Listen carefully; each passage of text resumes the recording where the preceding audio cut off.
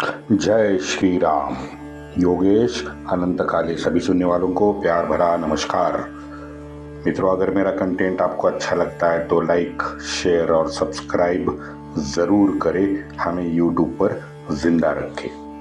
हमारे भारतवर्ष में काल गणना के लिए बहुत सारे संवत आज प्रचलित है, लेकिन उसमें से सर्वश्रेष्ठ और सर्वमान्य विक्रम संवत है। इस विक्रम संवत के उत्पत्ति विषयी जाहिर है हमारे यहाँ पे जो इतिहास तज्ञ हैं, संशोधक है, उनमें एक मत बिल्कुल नहीं है, अनेक मत प्रवाह है। जैसे भगवान बुद्ध के जन्म के बारे में भी हमारे यहाँ पे मतभेद निर्माण किए गए। इसलिए मैं बार बार कहता हूँ कि मैं आंकड़ों पे ज़्यादा विश्वास नहीं रखता, क्योंकि आंकड़ों का गंध मचाने का श्रेय इन गोरों की वर्चस्ववादी दादागिरी आरेरावी जो है ना, इसको मैं देता हूँ। क्योंकि जाहिर है उनको सारे सृष्टि का इतिहास 23 अक्टूबर ईसा पूर्व 4004 से आगे इनको पूरे सृष्टि का इतिहास एडजस्ट करना है। बात शुरू हम करते हैं कनिष्क से। कनिष्क 78 में सम्राट बना। अब कोई उसे सन 78 कहता है, कोई 120 कहता है, तो यहाँ भी मतभेद है। भारत में शकों का राजा ओझोज प्रथम, प्रथम, इसने ईसा पूर्व 58 में 58 में उसके नाम से एक संवत शुरू किया। ये एक मत प्रवाह है। आगे फिर गुप्त वंशीय विक्रमादित्य ने शक कुषाणों को अंततः समूल नष्ट कर दिया। अब उसके गौरव में लोगों ने विक्रम संवत नाम दे दिया। ये दूसरा प्रवाह है। अब एक विचारधारा ये भी है कि सन 58 में 58 में पराक्रमी विक्रमादित्य ने शकों का पूर्ण पराजय किया। उसके सम्मानार्थ विक्रम संवत शुरू किया। हम जिसकी बार बार चर्चा करते हैं, आंकड़े छोड़ दीजिए, निचोड़ क्या है? निचोड़ ये है कि शक कुषाणों का पराभव हुआ, विक्रमादित्य का शानदार विजय हुआ। लेकिन दुर्भाग्य है कि विक्रमादित्य इतिहास में जगह नहीं बना पाया। क्यों? क्योंकि ना कोई उसका शिलालेख है, ना उसके नाम का कोई सिक्का हमें मिलता है। वही गत हमारे शालिवाहन शक की है। अब कुषाणों का सम्राट वीमा का क्याडस फाइसिस,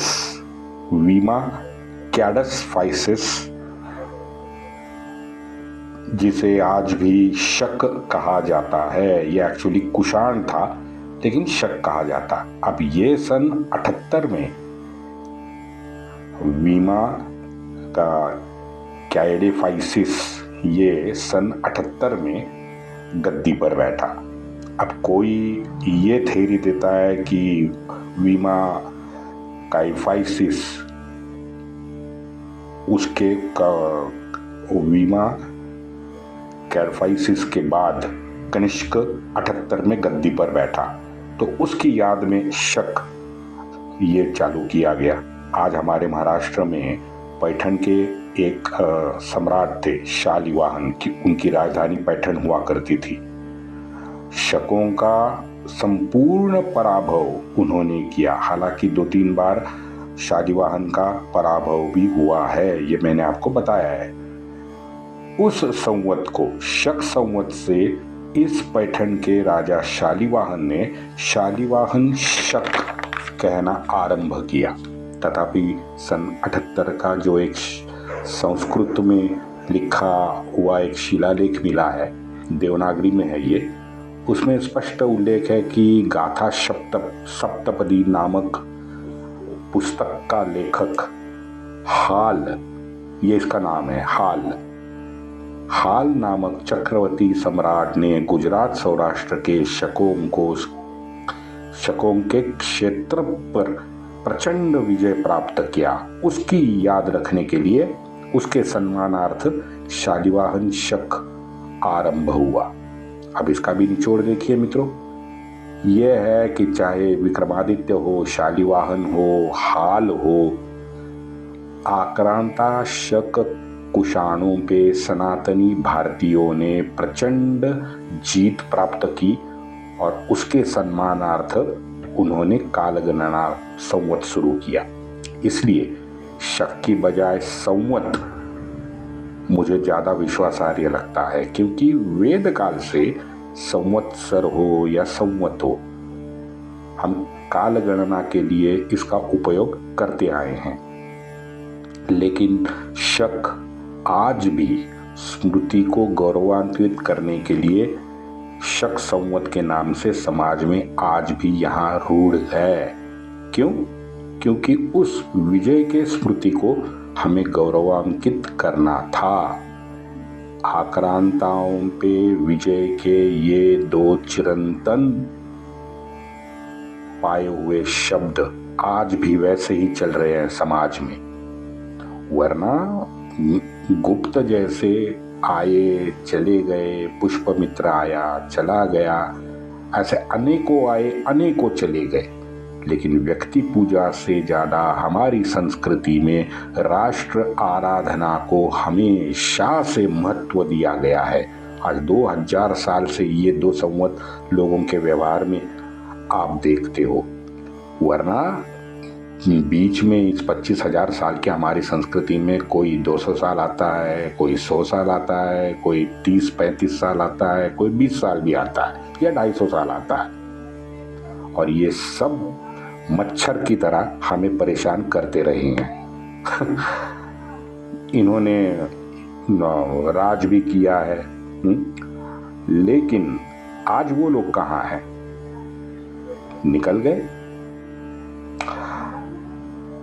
इन आक्रांताओं ने हम पर राज करने के लिए एक छलावा किया, क्योंकि उन्होंने रिलीजन का सहारा लेके दमन नीति अपना के हम पे राज किया। लेकिन हमारी विचारधारा, जैसे मैंने कहा, 25,000 साल से पुरानी है और वो आज तक अविरत बह रही है। रास्ते का कोई अवरोध आज तक इसे रोक नहीं पाया है, ना उसकी कोई औकात भी है। हाँ, क्या लगता है आपको? कैसी लगी ये जानकारी? कमेंट अवश्य करें, और ऐसी रोचक जानकारी अगर आपको आनंद देती है तो मुझे जरूर बताएं। ऐसी जानकारी आपके सामने मैं लाता रहूंगा। वंदे मातरम।